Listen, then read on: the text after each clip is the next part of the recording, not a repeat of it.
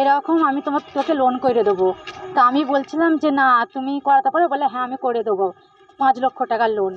তারপর আমি বললাম তাহলে কী করতে হবে, বললো তোকে পয়সা দিতে হবে, ঠিক আছে। তা আমি 6,000 2,000 5,000 করে 30,000 টাকা মোট দিয়েছি। আমি পয়সা চাইছি, বলছে না হবে না পয়সা, ঠিক আছে। তারপর মামাকে নিয়ে গেছি, তা নাই হোক করে মামাকে থানায় ঢুকিয়েছে একটা মেয়েকে সেজছে 2বার পরে। তা এখন বলছে তোকে আমি 1 লাখ টাকা দিচ্ছি, এই কেসটা তুলে নে। তা আমি বলছি না টাকা নেবো না, আমি বিচার চাই। টাকার দাবিটা কে করছে? টাকার দাবি মানে আমি বলেছিলাম আমার 30,000 টাকাটা আমার ফেরত দিয়ে দাও, তোমাকে লোন করে দিতে হবে না, ঠিক আছে। তা ও বলছে না আমি টাকা দেবো নি। তখন বলে যা তোরা যা পারিস করে লে আমার, ঠিক আছে। শেখ সাবির, কাজী সাবির। কাজী সাবির কি করেন? উনি কে? উনি ওইখান ঘরের পঞ্চায়েত বর্তমান। হ্যাঁ। আর বিগত দিনে কি ছিল? মেম্বার পঞ্চায়েত সমিতি ভূমির কর্মাধ্যক্ষ। হ্যাঁ। বর্তমানে কি পঞ্চায়েত মেম্বার? হ্যাঁ পঞ্চায়েত। হ্যাঁ বলুন। তা উনি আমাকে এরকমই বলেছিল। তা বলার পর আমি যখনই ওনাকে লোনের কথা বলছি তখনই বলছে আমার সাথে দীঘায় চ এই করো এখানে বাজে বাজে অনেক কিছুই বলেছে, ঠিক আছে। আমি সেই কারণে ওনার রেকর্ডিং করে আমি সবাইকে দিয়েছি, ঠিক আছে। আপনি কি চাইছেন? আমি চাইছি ওনার একটা প্রতিবাদ করুন। আপনি কি চাইছেন? আমি চাইছি ওনার বিচার শাস্তি। মন্তব্য করেছিল আমাকে বলেছিল আমার সাথে দীঘায় চ, আমার ঘরে আয়, খিড়কি দর দিয়ে অনেক কিছুই বলেছিল, ঠিক আছে। কিন্তু আমি ওর সাথে করিনি, না করার পর বলছে যতক্ষণ না করে দিয়ে আসছিস ততক্ষণ লোন করে দেবো। আর হ্যাঁ সব রেকর্ডিং আছে। আর একটা মেয়ের ব্যাপারেও বলেছিল, মুমতাজের মেয়ে, ওনার কথা অনেক কিছু বলেছে, ওনাদেরকে শুনিয়েছে, ওনার কোনোদিন অ্যাকশন লাইন ওরা। আপনি কি তাহলে শাস্তির দাবি জানাচ্ছেন? হ্যাঁ। আপনারা কি এসেছেন, থানায় এসেছেন নাকি? হ্যাঁ হ্যাঁ থানায় এসেছি। কি নাম আপনার? আমার নাম ধরে একটা অডিও ক্লিপ ভাইরাল হয়, তো আমাদের কাছে আসে অডিও ক্লিপটা।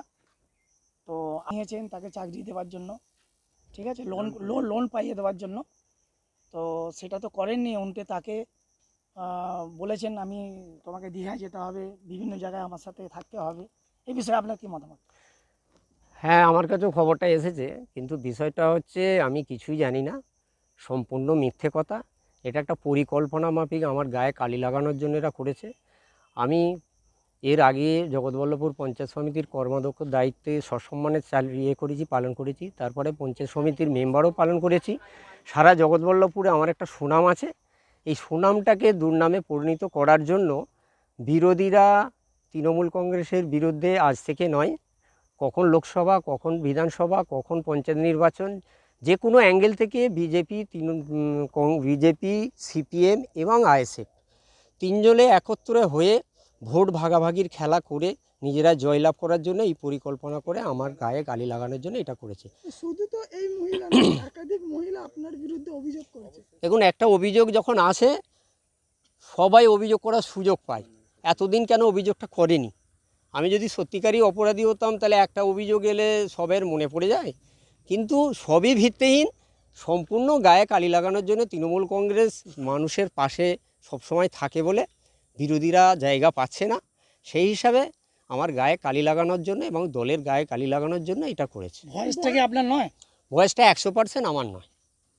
আচ্ছা, এক অঙ্গনওয়াড়ি স্কুলের কর্মী তিনি বলছেন যে প্রাইমারি স্কুলে চাকরি দেওয়ার নাম করে তার থেকে 90,000 টাকা নিয়েছেন, কি বলবেন? আমি বললাম তো, আমি যখন যে কোনো মানুষ একটা যার গায়ে কালি লাগানো হয় তাকে কালি লাগানোর জন্য নানা রকম পরিকল্পনা তৈরি করে ফেলা হয়। আমি যখন তার কাছে যদি টাকা পয়সা নিয়ে থাকতাম তাহলে তখন তিনি বলেননি কেন, এটাও একটা ব্যাপার। আর এর থেকে নতুন কিছু বলার আমার নেই। আপনি বিভিন্ন অ্যাঙ্গেল থেকেও টাকা নিয়েছেন যেটা কালকে দাবি করেছেন। হ্যাঁ, আমি বলছি, একই কথা বলছি, যখন অভিযোগ আসে সব কিছু একসঙ্গে আসে। আপনি কি বলছেন আপনি নির্দোষ? আমি সম্পূর্ণ নির্দোষ, আর এইটা গায়ে কালি লাগানোর জন্য ওরা করে। আপনি কোন পঞ্চায়েতের প্রতিনিধি? আমি জগৎবল্লভপুর পাতিয়াল অঞ্চলের পঞ্চায়েত সদস্য এখন। আপনার নাম? কাজী আব্দুল সাদিক।